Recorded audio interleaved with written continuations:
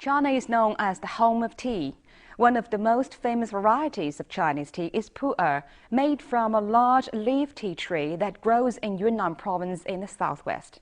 Pu'er tea is unique in one important aspect. The flavor improves the longer it is kept.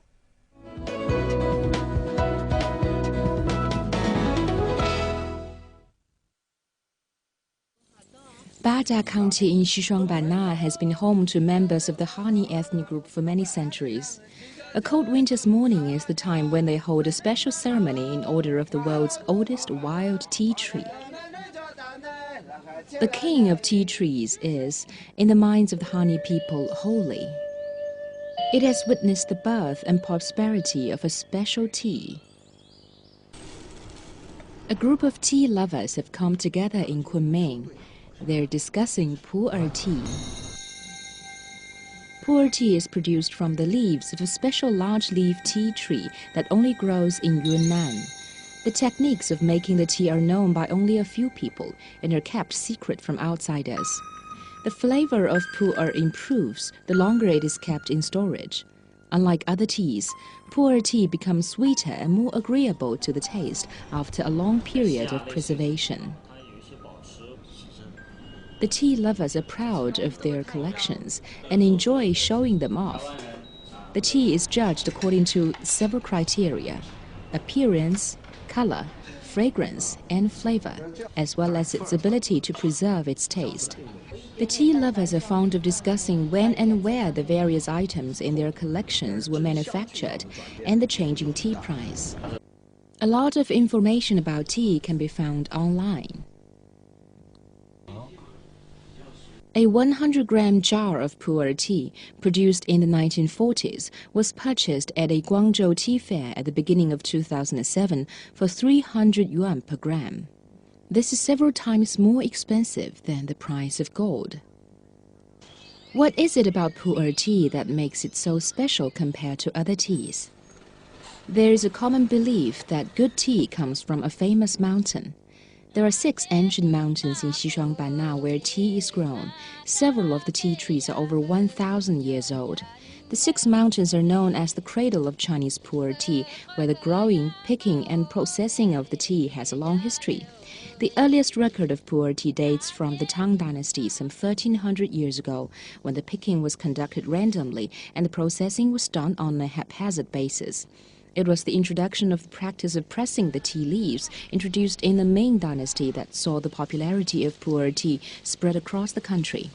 The Qing Dynasty was a golden age of tea making. Although Pu'er tea was also produced in other areas such as Lincang and Simao, the Pu'er tea that was sent as tribute to the imperial court all came from the 6 mountains of Xishuangbanna. The tea grown in Yunnan province was traded in a place called Pu'er, hence the name Pu'er tea. In the past, the skills of producing Pu'er tea were kept secret from outsiders. Today, by contrast, the tea makers are quite willing to provide information about Pu'er tea processing.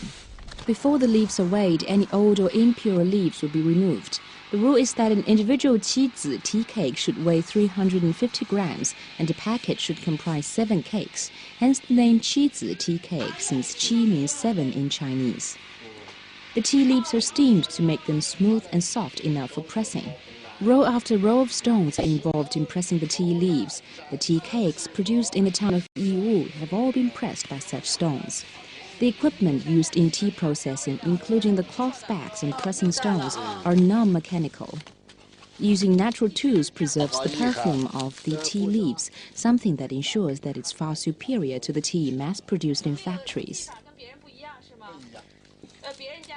The tea processing work has its own traditions. There are many families in Yiwu that have been working in tea production for many generations. During the mid to late Qing Dynasty, as a result of many factors including warfare, the tea-producing mountains of Yibang and Manzhi were in a period of decline. Even so, Yiwu prospers as a platform for the growing contrast between the tea producers and merchants. The tea trade was the basis on which Yiwu developed. Still today, there is a clear evidence of the historical prosperity brought to Yiwu by the tea trade. The early tea pressing devices are a lot heavier than those used by He Tianneng. It's hard to know when the ancient tools first came to use, but the smooth handles bears testimony to the many hands that have wielded it. Yiwu residents refer to a private possession of Chejixin as a key part of the town's tea-making history. The board has been in the Che family for 6 generations. Many people have expressed an interest in buying the old board from Chejixin. Che explains that he allows guests to have a brief look at it out of politeness. However, he is generally reluctant to show it to outsiders. The loft used to contain a number of dust-covered items. One by one, Che Zhixi moved them all out.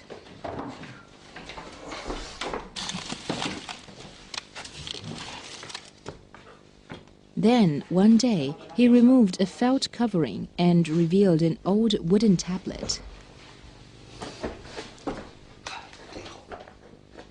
The tablet is an important souvenir of Pu'er tea's development.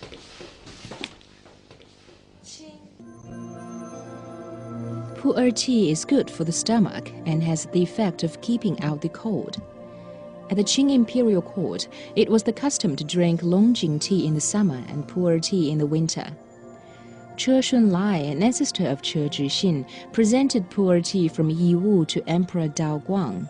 The emperor praised the tea and demanded that some be sent as tribute to the imperial court each year. As a result of this imperial seal of approval, the price of Pu'er tea soared, and Che Shunlai was granted a board inscribed by the emperor himself. The ancient tea and horse trail is one of the longest major trade routes in the world. Yiwu is the starting point.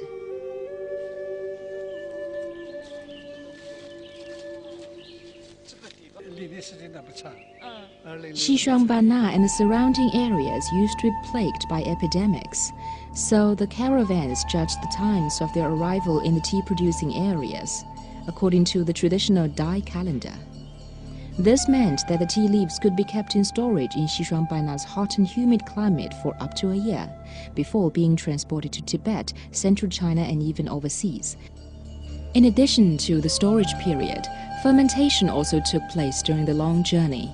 For instance, it would take 48 days from Menghai to Xiaguan. Ultimately, drinkers would discover with pleasure that the Pu'er tea leaves generated more fragrance than fresh tea leaves.